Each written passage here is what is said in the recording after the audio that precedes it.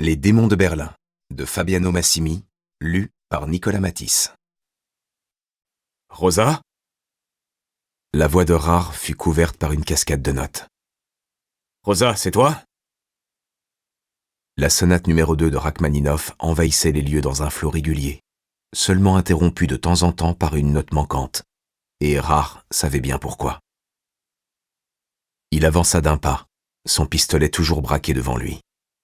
Dans l'entrée exiguë qui accueillait les visiteurs avec une vieille gravure de Vienne assiégée par les Turcs, il y avait un guéridon où était posé un cendrier utilisé comme vide-poche.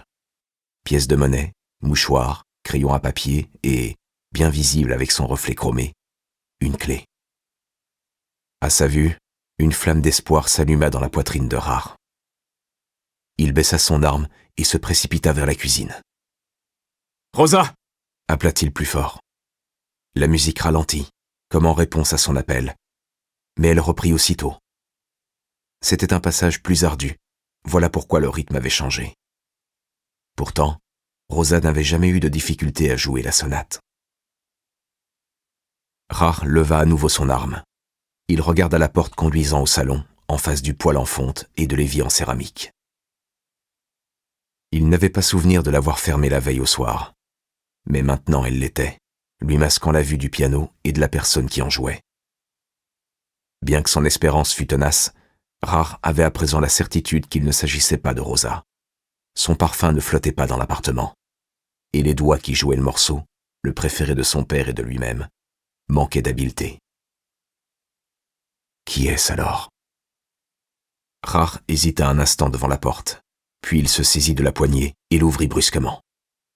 « Pas un geste !» intima-t-il à la personne assise devant le piano. Un chapeau en feutre noir, un long imperméable beige. C'étaient des vêtements masculins, mais, l'inconnu étant de dos, il restait difficile de savoir s'il s'agissait d'un homme ou d'une femme. « Avez-vous entendu ?»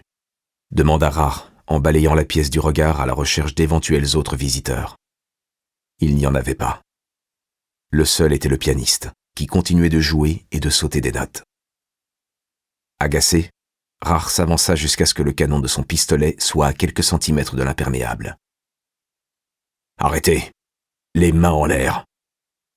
Enfin, la musique cessa. Plutôt que de lever ses mains, la silhouette assise sur le tabouret les posa sur ses cuisses. « Je pensais que vous aimiez ce morceau », dit-elle sans se retourner. Cette voix fit à Rare l'effet d'une gifle. Même s'il ne l'avait pas entendue depuis 1 an et demi, il la reconnut sur le champ. « Julian ?» articula-t-il tandis que les questions se chevauchaient dans sa tête. « Qu'est-ce que tu fiches ici ? Comment m'as-tu retrouvé ? Comment as-tu eu les clés de chez moi ?» Le tabouret pivota avec un léger grincement.